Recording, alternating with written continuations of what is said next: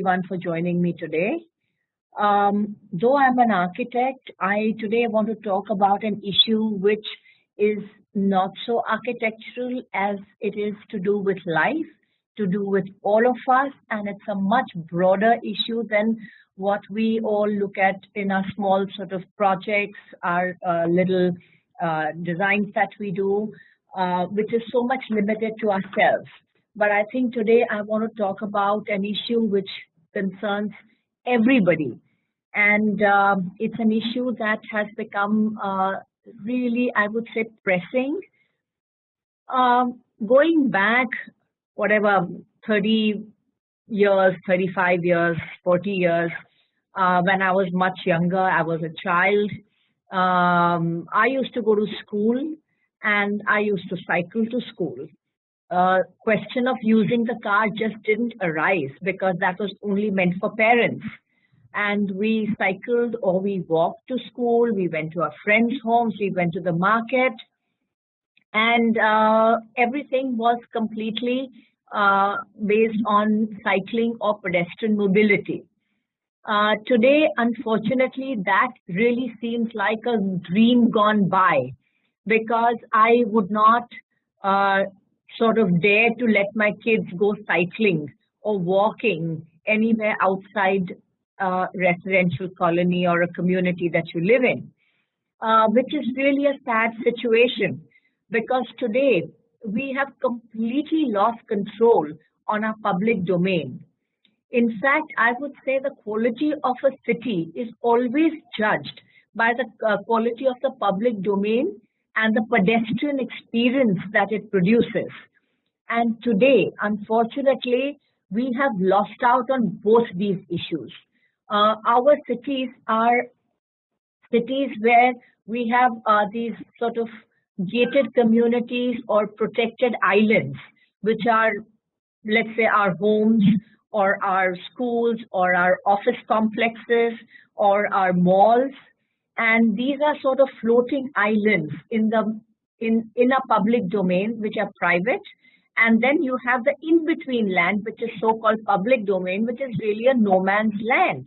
So this is a sort of a binary now that has come about, which has defined our urbanity. And it is this binary which has divided us completely. And it has created a huge divide between sometimes what you call the haves or the have-nots, or in whichever way. It has, I would say, it's become like the Beeble Bee and the Beeble Boo, you know, and each one doesn't want to cross across. I mean, say when you want to go from your home to your office, you get inside a car and you traverse this no man's land and you alight into another protected community. Now, this is the sort of divide that we need to get rid of. We need to create a public domain which is as vibrant, as safe, and as secure and as nice as what our private domain is. It is a domain in which you should want to go to, and not a domain from which you want to run away. And this is the issue that we as citizens, architects, designers, and citizens, we need to address today. And we need to think of what are the solutions, what have we done to ourselves, and what can we do now to change something. So I think to give up is not the issue. I mean, today we all sit and complain, oh, Delhi has become this, Delhi has become that, and we are this, we are that. But that's not the solution. You can keep complaining till the cows come home. But we need to really sit up and smell the coffee and say, where's the solution to this? And I think it is within us all to find the right solutions to somehow alleviate and stop these problems.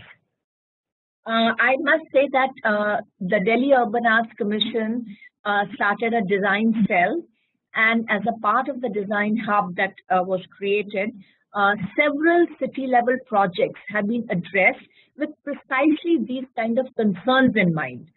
And I'm very, very happy to talk about two such projects. In fact, there are many more now that are happening, but I'm going to talk about these projects in view of the pedestrian mobility and the safe access that we need to create for our cities. I mean, today, if you see our cities, next slide. If you see Delhi, it has a huge amount of green area, which is what you see as the green in this map. And besides several smaller parks and community level green areas, we also have the advantages of having these 3 or 4 ridges, which are these large natural greens that we have, which are protected. And this is unlike most other cities which do not have this percentage of green.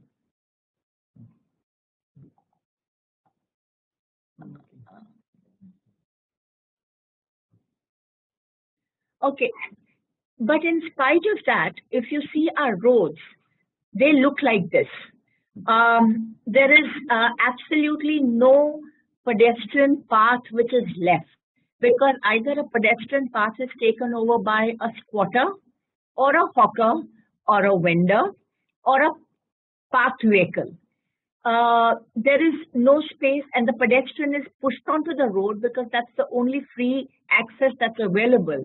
And the pedestrian is put at a great risk while they have to jostle between this traffic.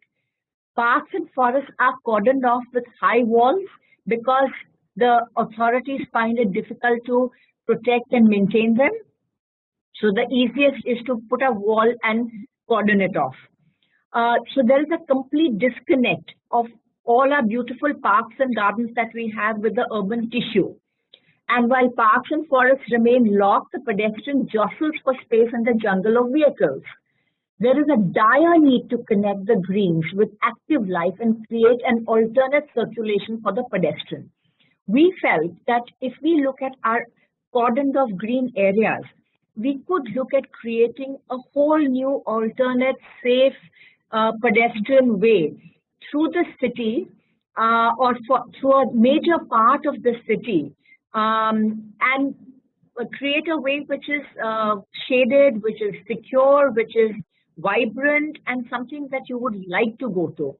So these parks and gardens should not remain as morning walkers' paradise. They need to become the pedestrians' paradise through the day, and that is what will also create the numbers should create the security in trying to protect these parks and gardens.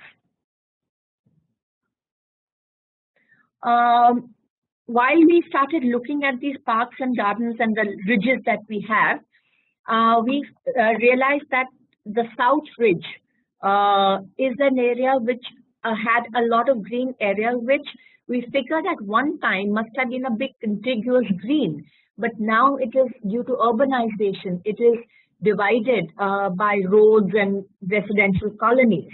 And the best part is that these large greens are so sort of gotten so isolated from the fabric that surrounds it, that there are times when people do not even realize that they are in the vicinity of these large, beautiful green spaces because you fail to notice them as you drive by. So we decided to take this green, I'm just going to describe this project a little bit in order to describe how alternative pedestrianization can really be a very, very nice solution to this great problem.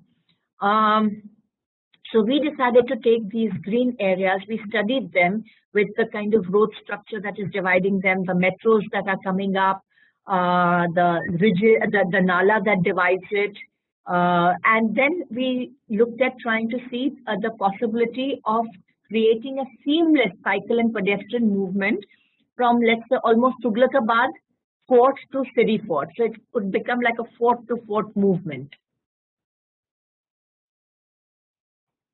So we looked at 2 types of nodes in this project, where one could be the connecting node and one could be the entrance nodes. So you could create several entrance nodes at strategic places where entrances probably exist right now, and connecting notes how you could bridge across from one green to another and provide a seamless connectivity.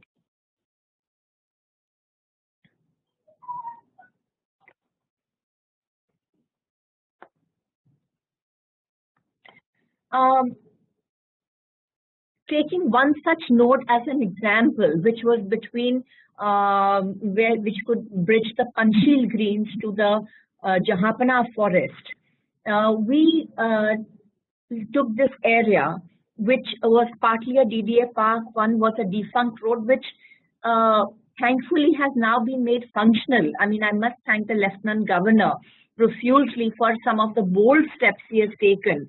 And I think a lot more can be done further in this respect. So there is this, which was a road which was sort of very seldom used. Now it is used, but again, it's not used. It doesn't have a great usage. And then we have the ring road that cuts this area, and then we have the small patch that connects us to the Panchsheel forest. So from the Jahanpana forest, we could develop the area which is marked in this, which would connect us directly into Panchsheel forest.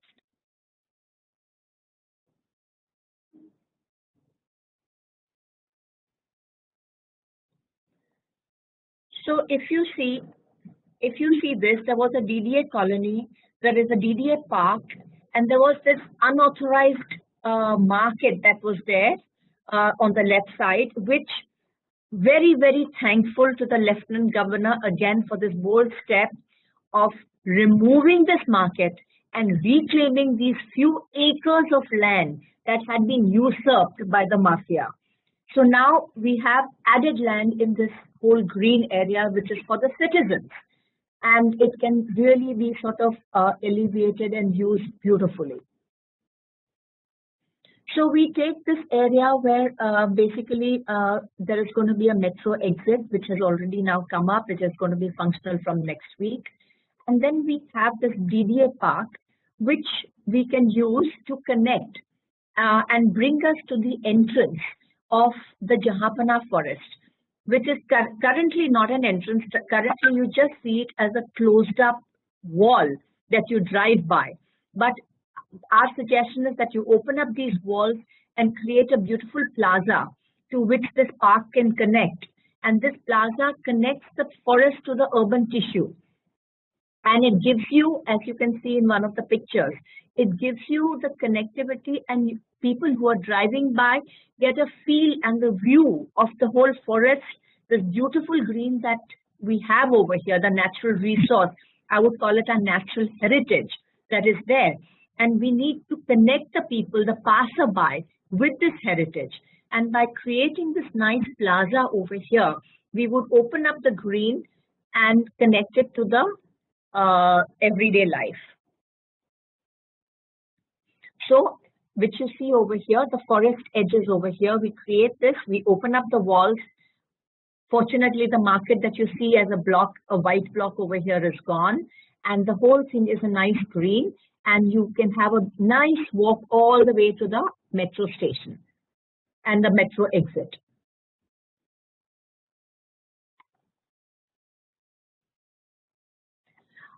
So these are the kind of greenways, green walks that you can create, where basically the pedestrian moves in a very shaded area.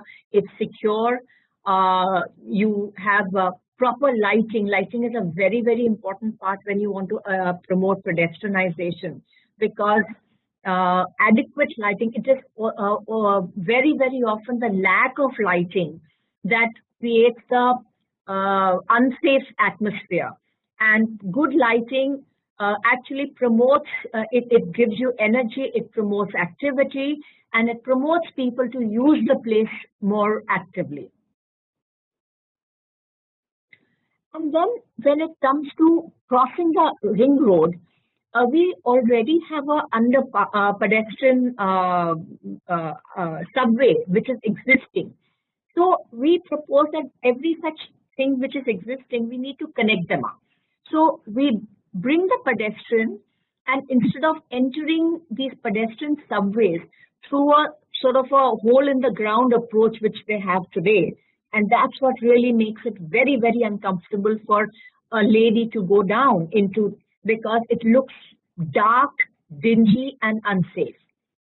But instead of that, if the pedestrian subway was lit well, instead of going down into a narrow staircase, if it stepped down as a plaza into the subway level, and the entire subway just opened up, it would create a completely different ambience. And today, through a landscaped sort of a stepping down plaza, you would enter the subway, which would be again well lit, well worked out. You could use a lot of art in over there, and cross over to the other side, and again rise up in the same manner. And that would completely change the whole dynamics of this area.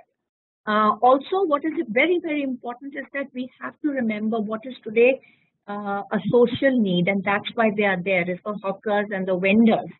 And instead of not defining where they can be, I think it's very, very important as a designer that you give them a definition, you give them a proper place, and you give them the amenities that is required. I mean, why would somebody who is spending 12, 13 hours a day on the road not be entitled to amenities? I think it is just being very, very inhuman. So you have to provide the right amenities for them, right place for them, and let it be something that gets integrated into an urban design. And these kind of plazas would support these activities tremendously. So instead of them hanging around here and there, you give them these plazas, you give them the definite areas, and bring vibrancy into these areas, which would again help, and it would promote the whole pedestrian mobility greatly.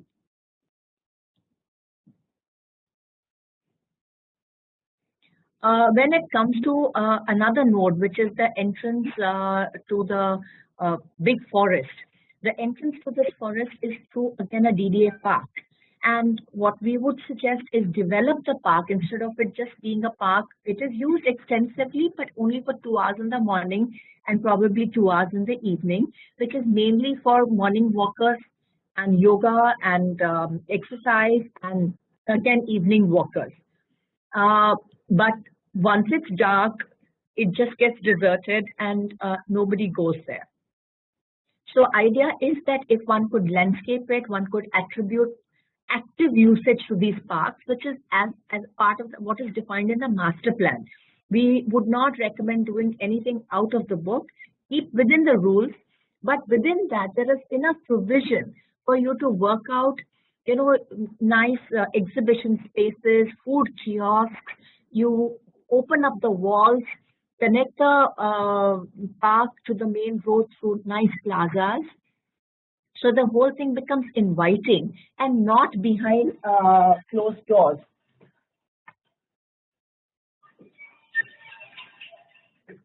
And so this is something which needs to be worked at again.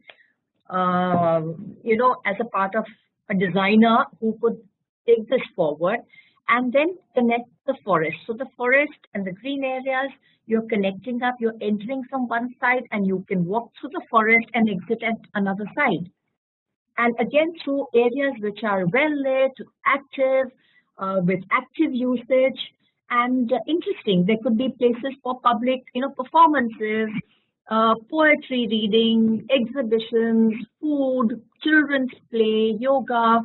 There are people who cross these areas, people who live on one side and cross through these areas and come to the other side, provide area for vendors over there. There are little people who sell bananas and fruits and all sorts of things. So give place for all of them. They all need to be there because they are serving a social need. And you need to provide the right place so that they are comfortable and others are comfortable.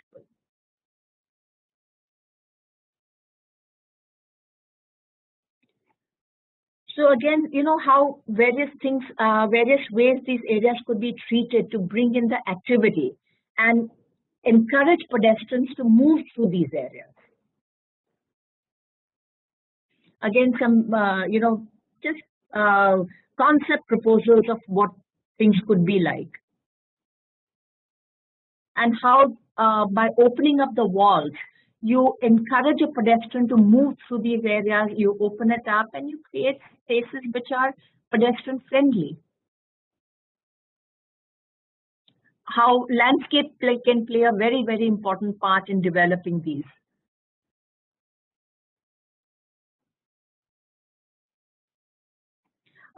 Create, sustainable structures where people can sit, small picnic spots. It would have the restrooms. You have solar panels so that, it is self-sufficient.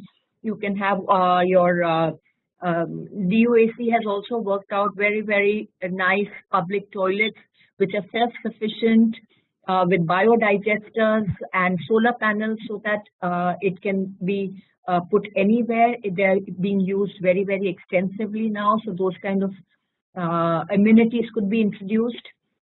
And it just becomes an active public space. Just more sort of, kiosks could be introduced. So this is the way how we can use our greens and create a whole alternative movement for pedestrians through safe and vibrant areas.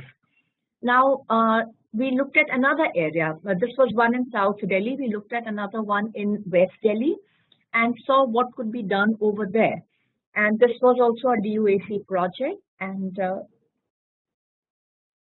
so we looked at Harinagar area where there is the Tihar village, and there's a Tihar park, there is a Masjid park, and there was this whole small area that we picked up and started examining it. So there was a Tihar village, and there was the Masjid park and Harinagar park, lake parks where there was a lake earlier, but now of course it's all like a defunct hole in the ground. And so all these areas which you see as green are existing, and they may be in different states of use or disuse, but they do exist as open green spaces designated in the master plan.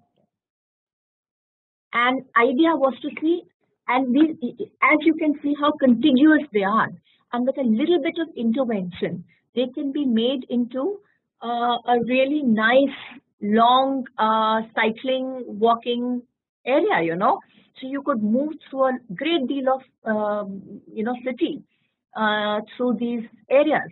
And if you go traverse a little bit more, you could almost go up to Central Ridge. And that gives you a beautiful alternate walking movement. Now, this is again another thing. I would also like to say there's another lady who has done her thesis, Shivanjali, who recently did a presentation to us. And she has done a similar project for between Asta Kunj and Okhla Phase 3, where there is a Nala which is running, and where the Govindpuri metro station is. So she did a similar study, and she realized that there was this large green area which could be connected and which takes us all the way to Asta Kunj, past the metro station. And you could even connect and exits of the metro straight into these sort of green areas and develop that, because right now it is an area which exists, but absolutely nobody uses it because Okhla is shut off from it, NSIC is shut off from it, and these are really scrubbed or defunct pieces of land right now. And it is these pieces of land that we have to carve out of our urban fabric and use them for the pedestrians' benefit. In Harinagar, in order to sort of create, areas of interest and, pause points, as we could call it, one looked at another design approach, which was with the containers, And you could create small sort of hubs where, people could come and, it could be a cafe or, place to just sit around, and a public place which is in the middle of this whole walking area. And something like this, which becomes just a very interesting place to go to. It is again self-sustainable. So these are just sort of some ideas that can be done. Yeah. So just a few visuals of what can be done. So these were some of the things that we looked at. Now there was this Tihar Lake also, which was there in the park, of this Harinagar Park. And what was happening is, as I said, it was just a hole in the ground, and it was a place nobody wanted to walk to. So we said that, you know, today there are so many agencies doing some fantastic work in sewage treatment, recycling of water. And idea is to use all these newly developed techniques and use them for the benefit of these areas. And if we look at DVAT system, which is one such system, we could look at using the sewage produced by the colonies around, and using that and treating the water, and just rejuvenating the lake completely with the DVAT water, and bringing life back into and creating a whole different scenario. So if you see this, I mean, the lake which you see over here is right now completely dry and has nothing. And it could be rejuvenated into a lake which has, you know, a lot of public participation. You can create walkways, you can create club, you can create, you know, boating, you can create a whole lot of things. And this is what, again, brings in pedestrian mobility. It encourages people to come over here. And people walk through. And then, as you can see over here, that you walk through this, and if you can traverse a larger stretch through maybe overhead skywalks or something, you could walk into the central ridge, which again is a huge green area. So this was one way of promoting pedestrian mobility by using our greens and connecting them in a manner where either a pedestrian can go over or the car goes under, or you have to de-link the pedestrian and the vehicular movement and create a separate path altogether. So this was one such solution to pedestrian mobility.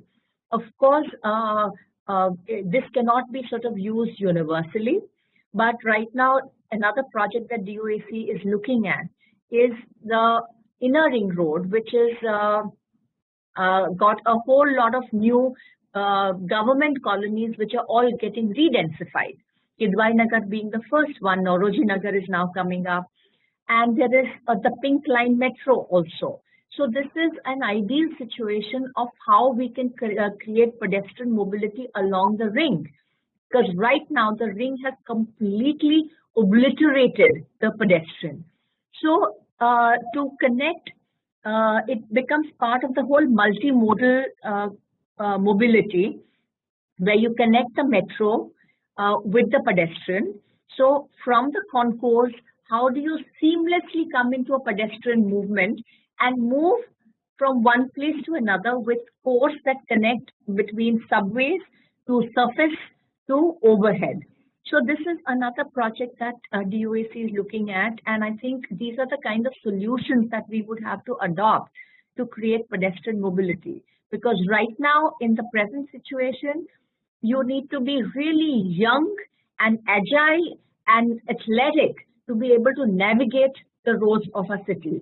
If you are old or a child or differently abled, you are out of the scene. You cannot be a part of the city. Delhi today does not support anybody who is not young and agile. And that is really not correct. We have to have a city which is inclusive, which caters to every segment of the society.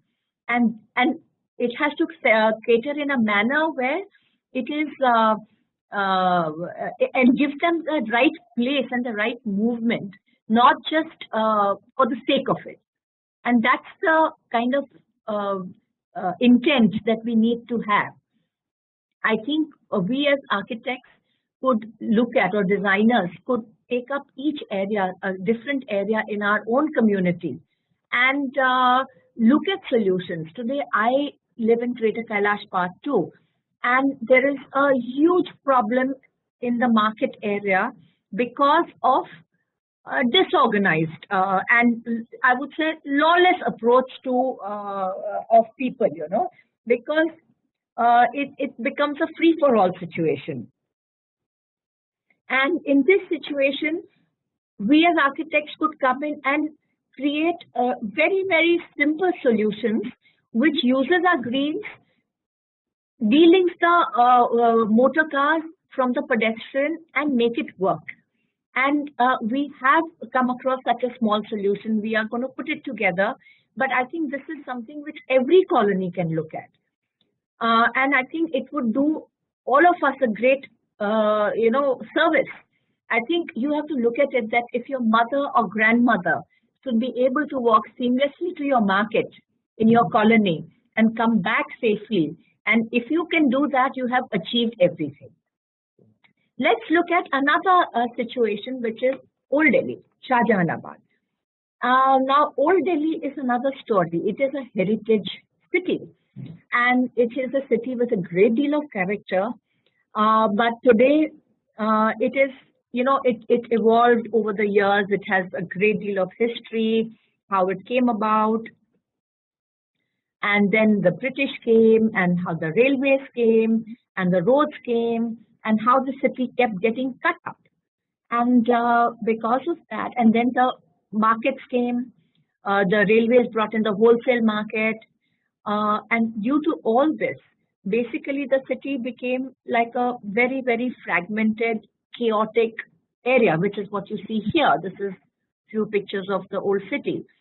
And since there is absolutely no organization, there is a lot of things that people, a lot of times people want to walk here, but there is no place or no way to walk. And what we try to do is try to bring back the magic of Shahjahanabad for people who otherwise find no need to go there. So let's see how that could be done. So one big way was to create these walking loops, to create a walking experience. So we created a lot of, based on different sort of areas, whether it was a Haveli loop or a primary loop, which had a bit of Haveli, a bit of heritage, a bit of parks, which had everything. Then it became a Haveli loop, or it became the culinary loop, or so there were different loops like this that were created based on the activities that exist in that city today. And, so idea was to see which way, to create the activity centers, history and heritage centers, public conveniences, and how to make such that when you walk through this area, it becomes an experience worth remembering, not an experience worth forgetting. So a lot of study was done in order to develop these various loops, and different segments were made. And when you walk through this, you see that, there is still a lot of these beautiful old facades that exist. And it just needs a little bit of sensitivity, a little bit of passion, and then a little bit of commitment to bring it all back.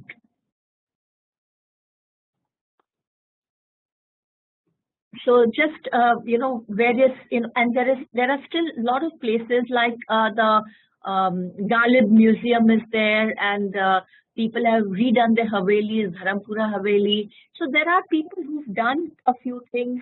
There are still areas where Haveli loops where people are living there, the kuchas and katras where people live, and they're really very, very quaint and nice. So idea was to take what there is and see what can be done to clean up the area.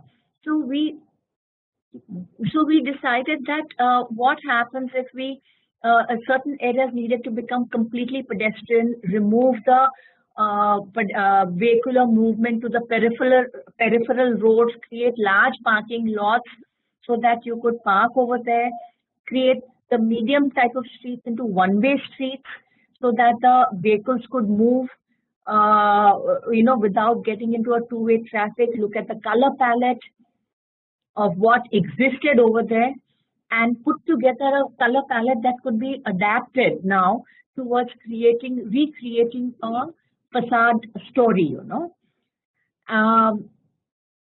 the character, the heritage value, the street width, so various things were looked at and few streets were taken. Let's say this was one street which was taken, which is looking at Jama Masjid.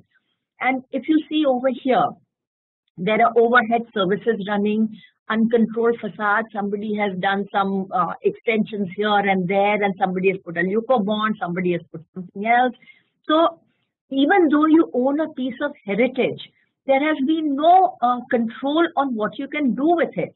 Anywhere else in the world, you would pay an arm and a leg to be owning a piece of heritage.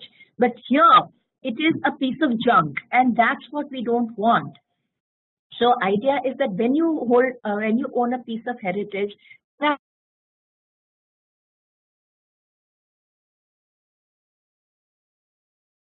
there is nothing like democracy that should govern this. And if you see over here, without disturbing anything that is already made, legal, illegal is not the issue. You could still clean up the facade by taking the services away, taking the chaos away, taking some of the parked vehicles away, and creating nice pedestrian streets. And the whole area gets completely cleaned up, and it befits the beautiful Jama Masjid that we see over here. Again, another street which is looking towards the town hall side, towards Chandni Chowk and town hall. And if you see, the same problems exist. And once you take the services away, you clean up the services, you clean up the signages, you give them a color palette to work with. There is no reason why nowhere in the world do we see wires hanging from buildings anywhere. You go to the oldest cities, it's always metered up, and there's no reason why we have to be like this. You take a smaller street, which is essentially pedestrian, and you again start cleaning up. You keep the wares and the vibrancy, but once you start cleaning up, you look at the signage, you look at the fenestration. There is this beautiful cast iron railings that they have, the brackets that they have. You enhance all those things, and you put lighting. Lighting is a very important part. And in a small street, you can put footlights, and that not only gives you the way, it gives you beautiful illumination. So these are the ways. This is one of the kuchas. And again, if you see, the facades are beautiful, but it's just chaotic. And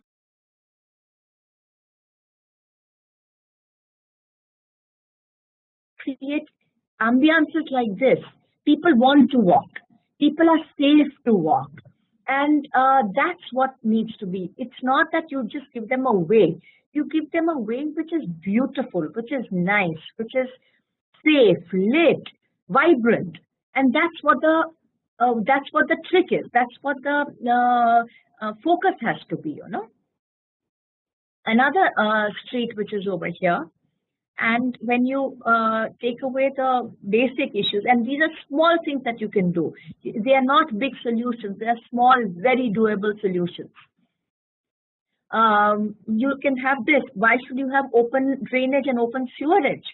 I mean, we do not live in 18th century. We are a 21st century city. And I think basic amenities and hygiene is everybody's birthright, and there's no reason. So we have to enable. You can create very, very inexpensive, low energy storage systems with biodigesters and other systems which are available. Idea is to make sure that you put a process where they can be implemented. Again, another facade that looks like junk. But why should it look like junk? It is a beautiful old facade. Give back its glory. And if you have a facade, this is a courtyard, which is a go down right now. Why should it be? Go down and warehousing activities are banned in Old Delhi. So put your foot down and get it out. You have to take a hard call. And what can it be like, I mean, it can just completely change this whole city, bring back the heritage value, bring the pedestrian back. People will want to come and walk in the city. It will generate revenue. The commercial centers that exist will double their businesses. So it has to be looked at and presented in a manner which is where people will make money. Idea is when people make money, a project is successful. We have to enable that to happen. This is a large green, which again is completely fragmented. Nobody really gets there. There's a metro station there, but what happens, it's just lying junk. And then, you can just start bridging it all together and start creating large open greens. Create areas which is around the town hall so that, the whole thing becomes a place to go to.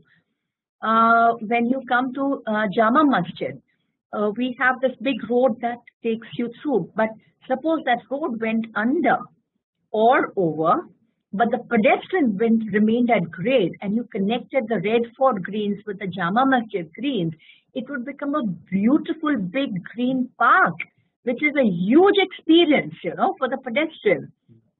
You have to just take this road away, and it would be a fantastic place to go to. So these are the kind of things that we need to look at, You can create and then encourage areas which are completely pedestrianized. Give place to your vendors, hawkers, your night market. Create all the right places for them as a part of the design process. So this is the thing that we feel that you have to, design plays a very, very important role. And I think we as designers can do a lot to bring pedestrian back into the city.